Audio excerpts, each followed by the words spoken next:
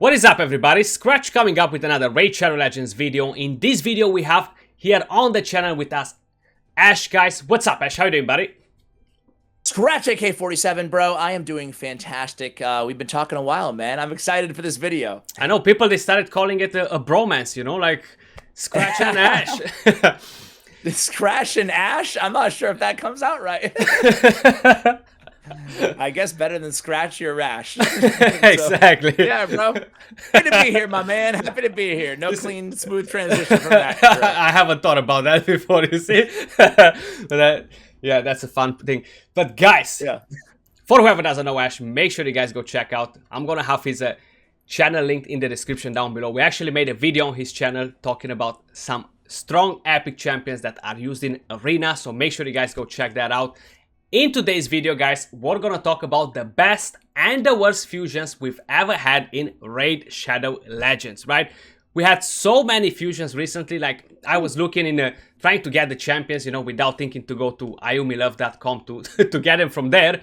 And I was like, wow, more fusions. But what do you think about the fusions? Like, there are quite a few fusions, man, right? Yeah, man. I mean, I don't know how. I assume you're going for everybody. Is that how you handle it? Do you just go for everything? Yeah, kind of, like. Yeah. I pass on some. I pass on some of the old school fusions, and I regret it as well. But you know, I go for all the fragment summons, but they're now the cadence, the frequency on these. You know, for me at least, sometimes I'm just like, okay, I need a little break. You know, I need a little break. But with that said, they've been coming out with some really nice fusions lately. Looking at our list here, a lot of them are more recent additions. So I think that overall, it's good for the game. It just can lead to some burnout too, you know?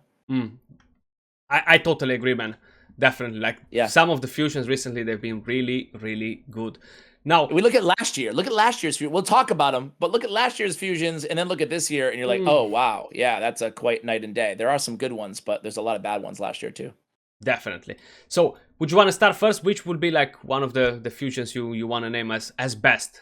We'll make best. Okay. Yeah. So I'm gonna go with who do I want to go as my, you know, one of my personal favorites is actually Creole Witch Arm. Right. I'm a big fan, especially with the Doom Tower, as ally attack is so important now. At least it's a strategy that I use against several bosses. I love having the ally attack on a 3-turn cooldown on her A2, and she's just a really solid champion. I use her again, as I mentioned, in Doom Tower battles, and I put her in Relentless gear too, because why not get more ally attacks in there as well? Absolutely. She's definitely a very good champion. Like, increase attack, increase crit rate, and she did so much damage, man. Like, honestly, I was not expecting her to hit so hard. I'm running her on a reflex set, build for damage. I'm running her on a slow double Maniter and killable team for clan boss, using her in faction wars. So she's not very fast, right? Like, I'm actually showing the build that I have on her at the moment, but crit damage, reflex set, and she's great for clan boss. So you run her in reflex and then you turn her A3 off? Is that what you do, or? No, I'm actually leaving the increased attack is huge, especially for teams with Maniters, right? Because Maniters, they deal damage based on attack. If you throw in a Draco in there, or a champion like Fane, or champions that deal damage based on attack, the damage output overall because of that increased attack is huge, you know? So I gotta try that out, man. I gotta try that out. Wasn't sure if you had another increased attack on your team. If you did, would you turn off the A3, or would you still run it? If I would have, and I have full crit rate on all my champions, yeah. Yeah. That is handy though. The increased crit rate, even like it's the least sexy buff in the game, right? But it's sometimes, like on some of my dungeon teams, I run Bad L as lead, and then I'm like, why am I doing this? Let me just take him out of there and put in, you know, whoever. And then inevitably my Seer's not landing a crit, you know, like, or something happens, right? Because I have her at 96% or whatever. Yeah. So I think that having that increased crit rate sometimes is a blessing in disguise. You don't even realize it, right? Absolutely, yeah, definitely. It's so annoying. And even her A1, even having the shield on her A1, like it's nothing huge, but it's nice to have, you know. Absolutely. Cool. So who's your fave? My favorite, and it's kind of hard to say, but the best in my opinion fusion that we got so far is Underpriest Brogni.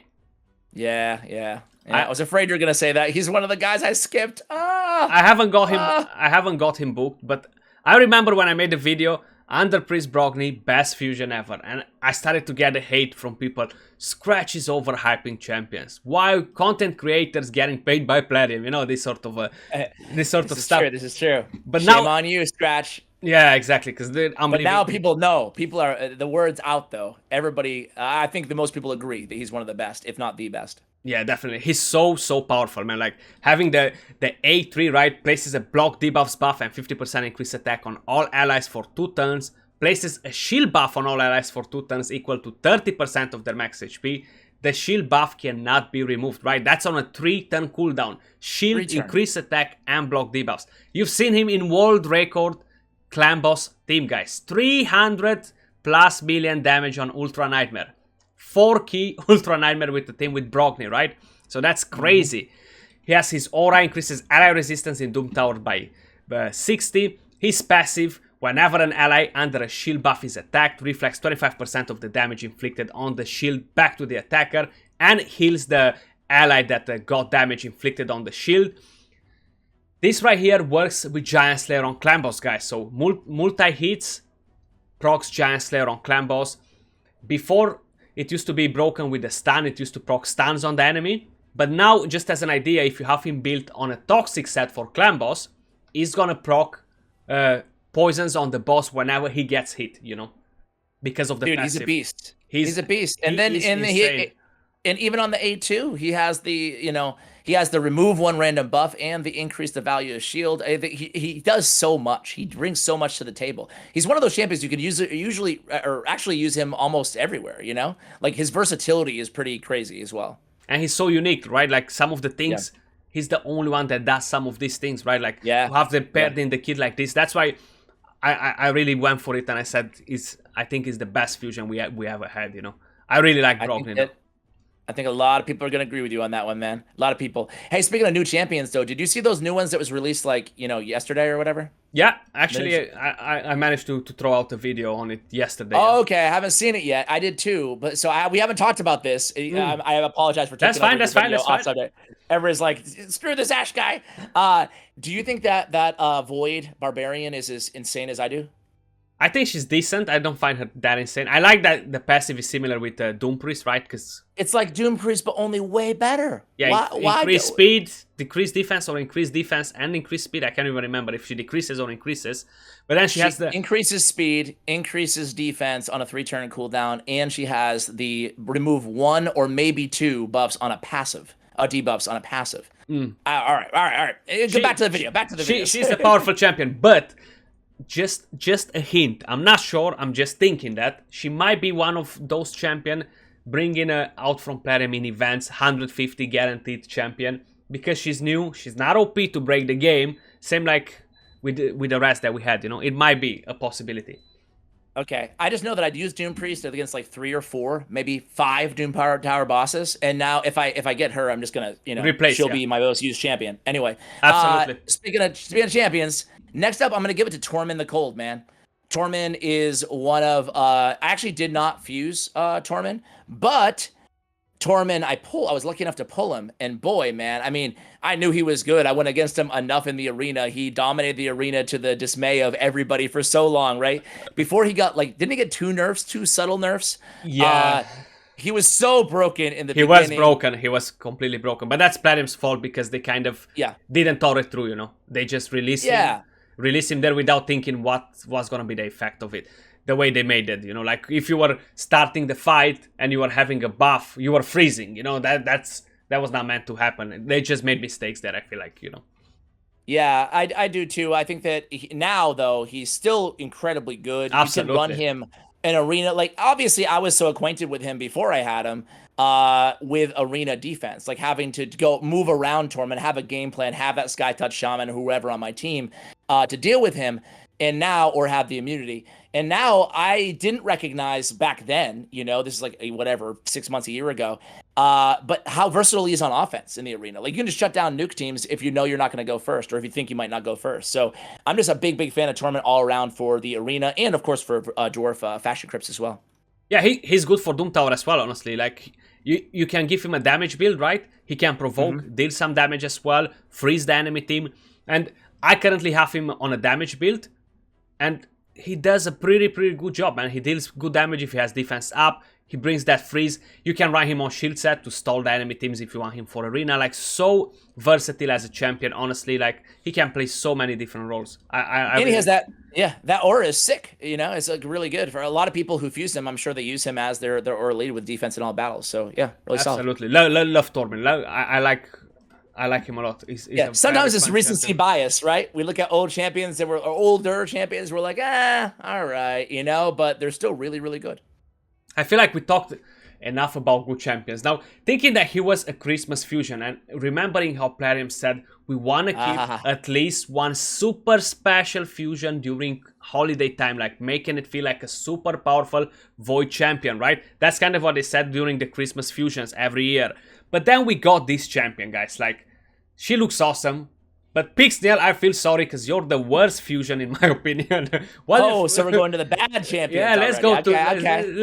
You said Christmas and you said fusion. I thought somebody else who we'll be talking about later. But yeah, Pyxniel is a good choice. Good choice.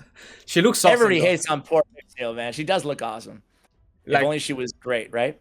Exactly. If she was great. I mean, I feel like we talked about her before on a previous collaboration, but for me, there's a number of different ways you could fix her or you could buff her, right? For me, I just want to keep it simple. She's the goddess of freeze, man. She looks like she should be, you know, a freezy type champion. She looks so incredibly amazing. For me, I just want her to consistently place a freeze. Is that too much to ask? So no, I would give her the Shiramani guaranteed freeze. You know, it's not that broken. It to me, especially on a 4-turn cooldown, or bring the A3 to a 3-turn cooldown and keep it the way it is. I think that's a step in the right direction. Some might argue that's not even going to be enough. What about you? I feel like she's definitely going to be buffed, man. Like, the champion just looks too good for Plarium not to do it, you know?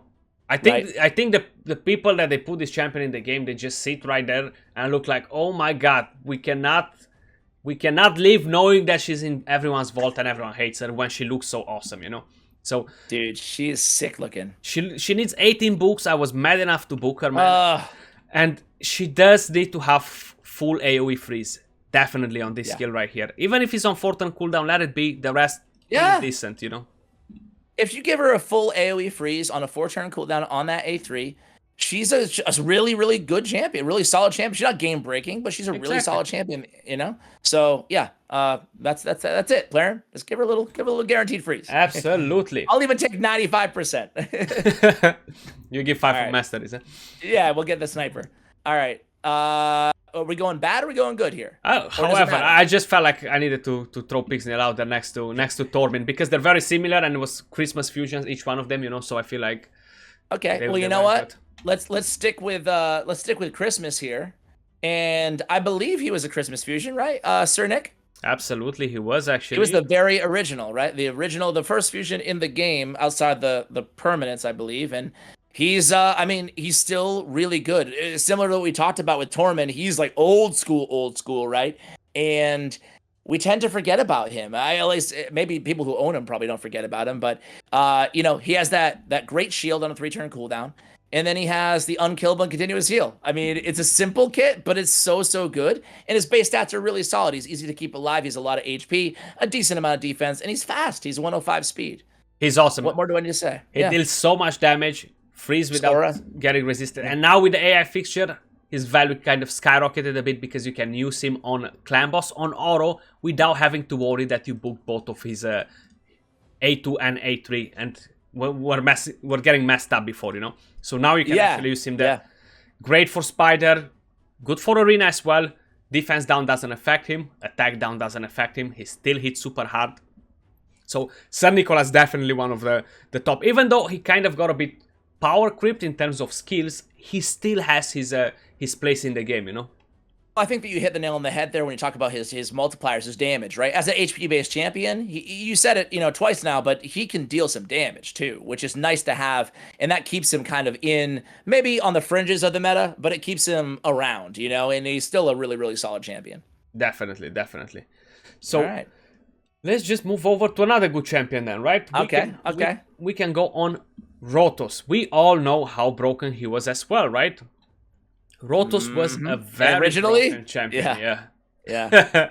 That was crazy. I remember when he first was announced, Skratch, people were very, like, before he was actually in game, people were like, I don't know about this guy. You know, the attack and HP threw people off on his damage. And it wasn't until he was actually in the game that people were like, oh, wow, like he's a real game changer here. Exactly. Like, I remember it. I used to be in the #1 clan at that point. I'm not going to start giving names and things, but people there, they were saying he's a bad fusion. And I was like, oh my God, you cannot call Rotos a bad fusion. That just look at his A3. What else you want from it? You know, like he's going to destroy Arena. And the A1 was actually what was broken on him, you know, like all those extra turns with Relentless getting connected, man. Like I used to go with full team in Arena, right? Kill everybody except him. And he used to kill every single member of my team, man. He was crazy. Dude, like, it was insane. Like before I think he got 2 nerfs, right? Am I correct on that? I think he got one. Just one. Yeah, I don't think it didn't kill him by any stretch of the imagination. He's still a really good champion, but he's just not a god anymore, in my opinion, anyway. What about you? He's not a god for defense, but he's still amazing for offense. Yeah. No doubt. And people kind of got keen on. I mean, I think that was Rotos who really spurred on the Trunda build with low accuracy kind of theme, right? Because everybody wanted to kill Rotos in the 2 hits, right? So correct me if I'm wrong. You probably know better than I, but I think that's where everybody's like, okay, Trunda with no accuracy, so she can kill Rotos, you know? So yeah, Trunda was the main idea, to see the damage and how much she can output, but definitely it went perfect in hand with Rotos, you know, and all the blender comps, Krutraxas, ally attacks, they went so good against Rotos, you know. Absolutely, yeah. So Rotos. Okay, who do I have next? I'm gonna give it to. We'll go bad here. And I don't know, man. Whenever I mention this champion's name, I still get some people in the comments. They're like, "He's not a bad champion, Ash." And it's Kilian the Lucky, Bannerlord champion. Dude, I mean, he's a fun and unique champion because of that crazy passive he has. But that's where it ends, right? We don't go any further than that. Not at all. Because he's not, I mean, too many single targets, man. Like, you know, single targets without a ton of damage, a decent amount of damage, a little bit. But I don't know, like, does he excite you in any way? Not at all, actually. I have 2 maybe or 3 at level 50. Never gonna build one. Base stats are pretty rubbish. Super low HP, super easy to kill. He does have good defense for an attack champion, which is... His defense is solid, but look at his HP. Is he a rare or is he a legendary? Uncommon. You know? Uncommon in a legendary skin.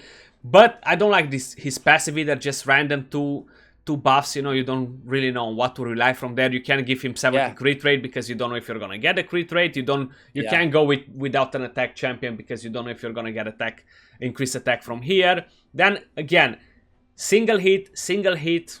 Why I don't take a Gala long braids, for example? She's gonna deal more damage and kill 2 champions in a go, right?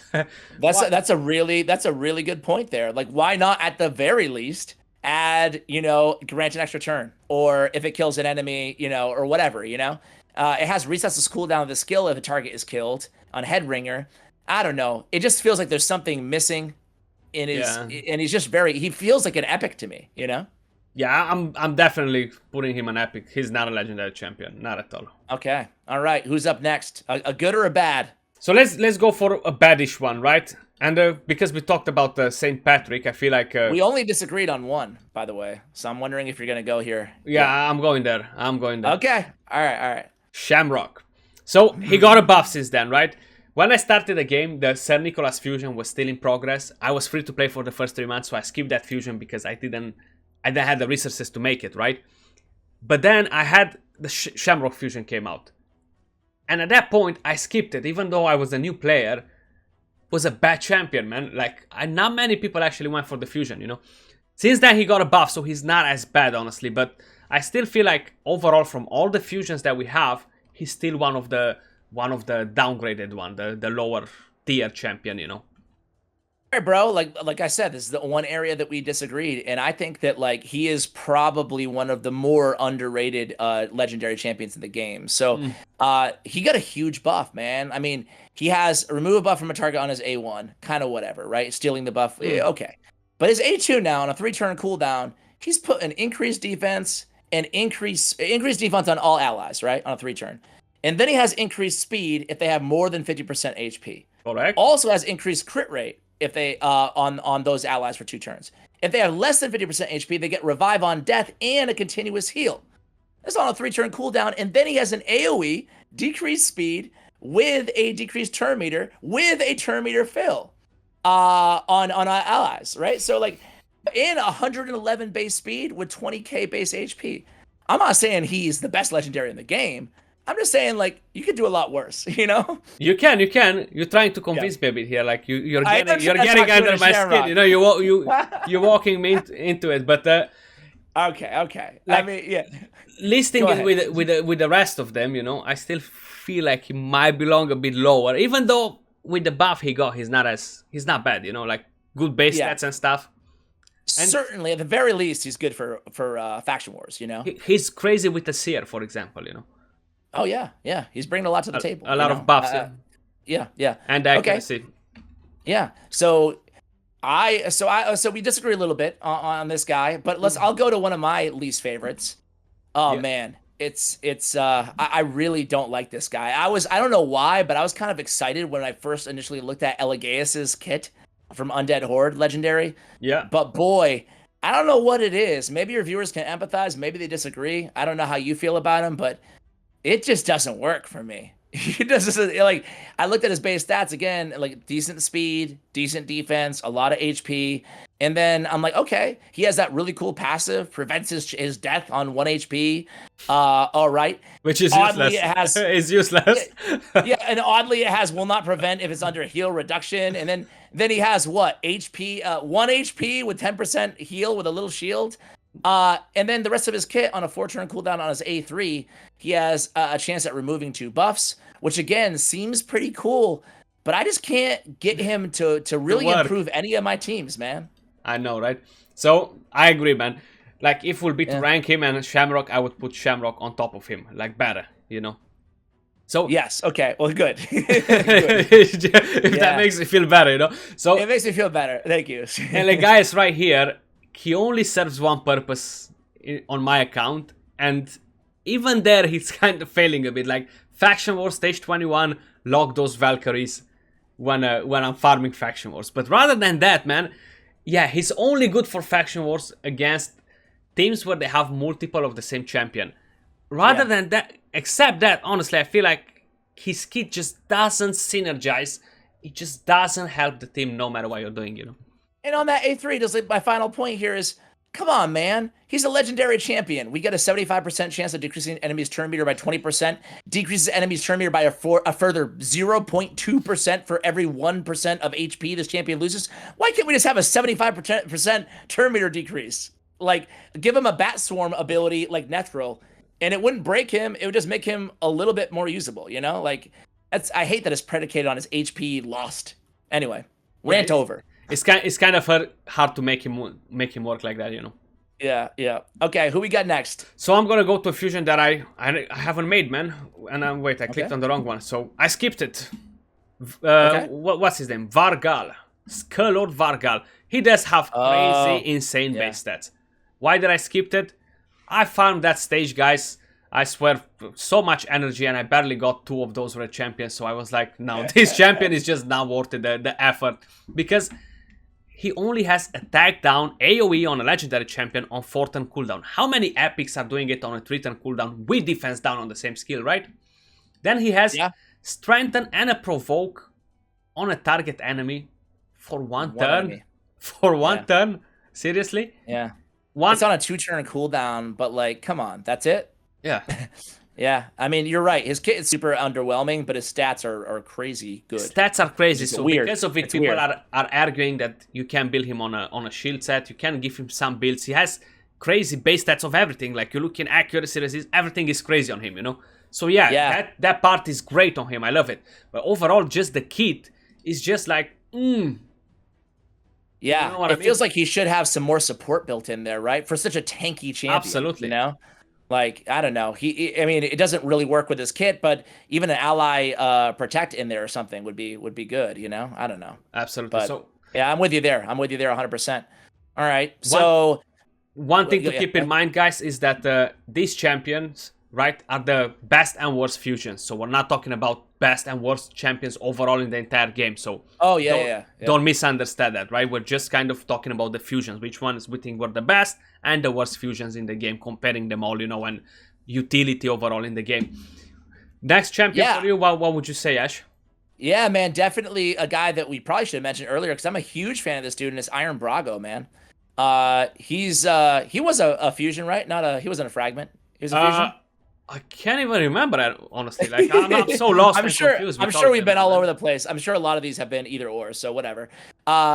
But yeah, really, either way, no matter what he was, he's really just a huge game changer for a lot of people out there. I know a lot of people seem to really rely heavily on Brago. He has the increased defense all the time. It lasts for 3 turns, and it's on a 3-turn cooldown, right? Also has the stun there. He has an AoE provoke at a 75% on a 3-turn with a decreased attack on all enemies if he's under an increased defense, which he always is. Very, very solid champion. And then increase the defense of all allies by 10% of this champion's defense. Like, that's a really great passive as well. And to top it all off for Doom Tower, he has that good defensive aura for Doom Tower. So overall, man, like, what do you want more from a good defense up champion? Iron Brago, Elton, guys. God tier, both of them. He's a bit better than Elton, actually. So, was a fusion, right? Elton is a very powerful champion. Everybody knows it. It's super hard to put your hand on it. But this guy was a fusion. And he's the best attack down champion in the game. Or at least that's what most of the people are saying about him, And defense up. Yeah.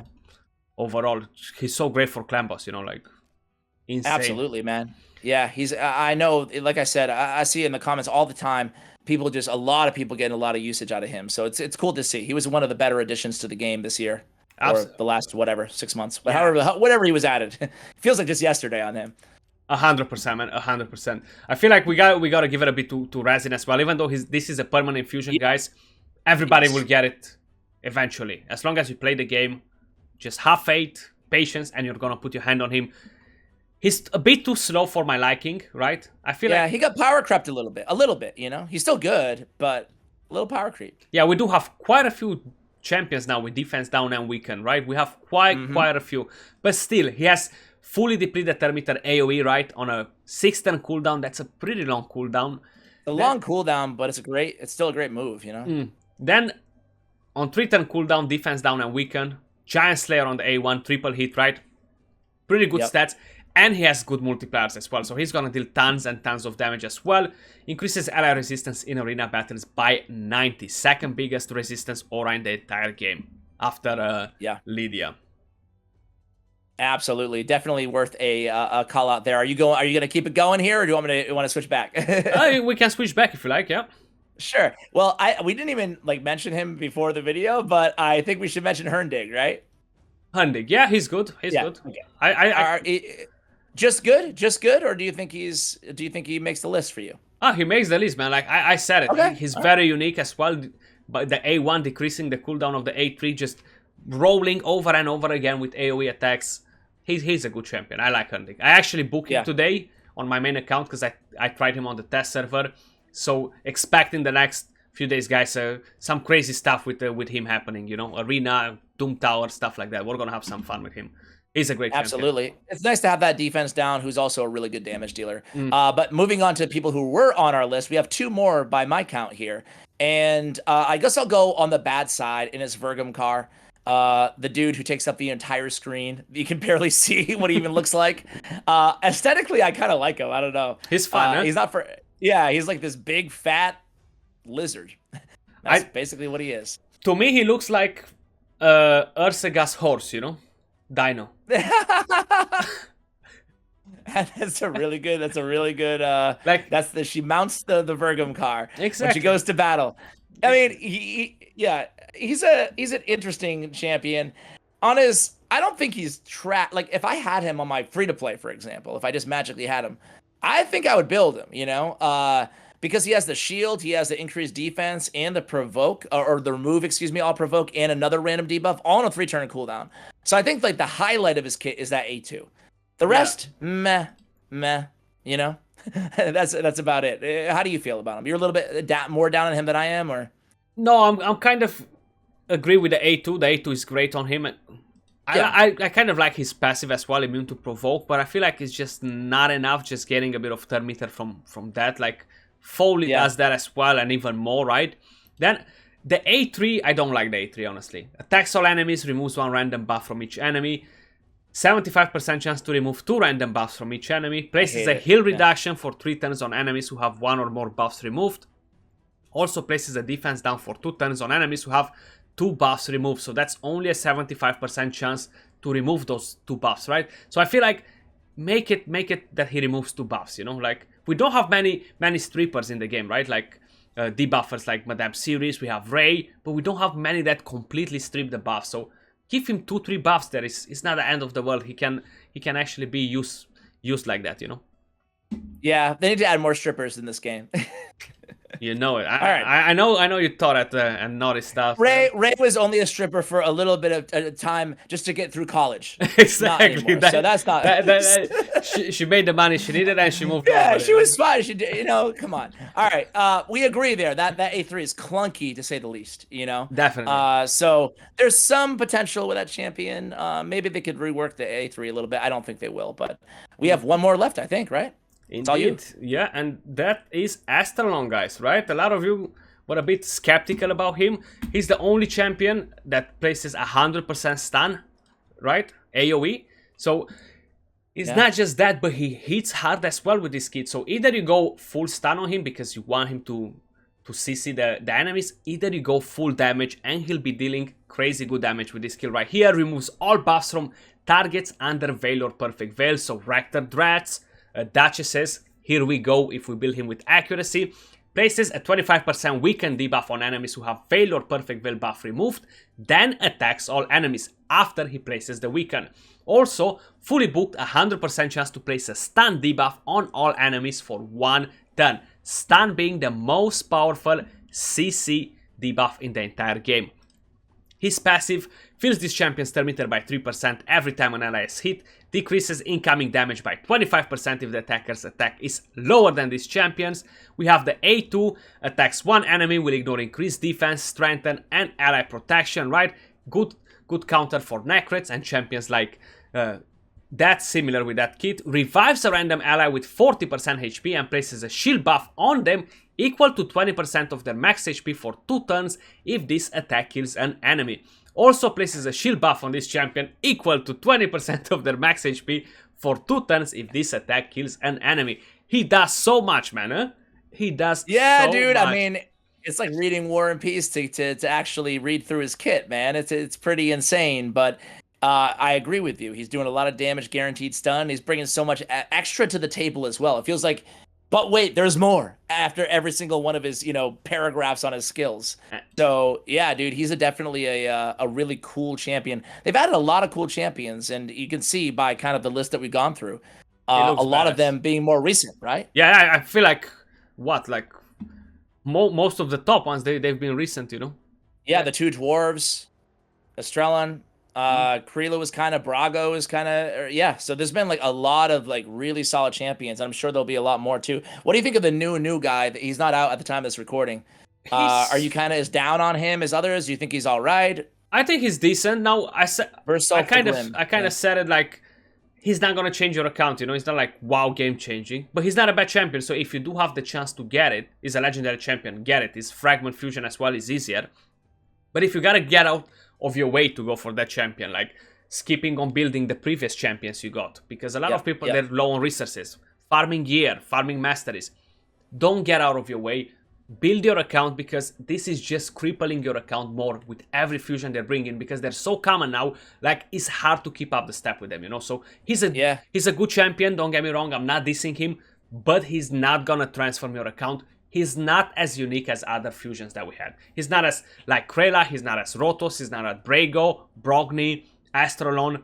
They are different other champions that do what he does, We're 100% on the same page there. I think that maybe he's like a little bit worse Well, I shouldn't even say worse, because Rule the Huntmaster is a great champion. But I think like he's kind of along that tier for me. Like not a must 100%, but I'm definitely gonna go for him because the fragment summon a little bit easier, you know? Exactly. Rule is a great champion. He should be the hardest hitting nuker, right? AoE, but it's hard to set him up. So because of it, it is. But there's another Hex champion they just added to the game too. Yeah, I think together so they'll get their hands on them. Yeah, they'll be fun together. Yeah. Absolutely. All right. Well, there's our list. Absolutely, guys. Do let us know what you think in the comments down below.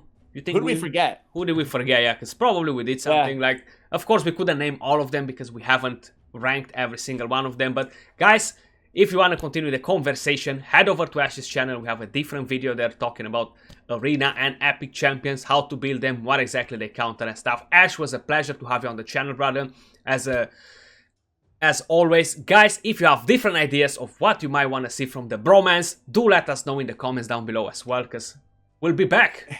We'll be back. Give some ideas. Skratch, thanks so much for having me, man. Appreciate it. Peace out, guys.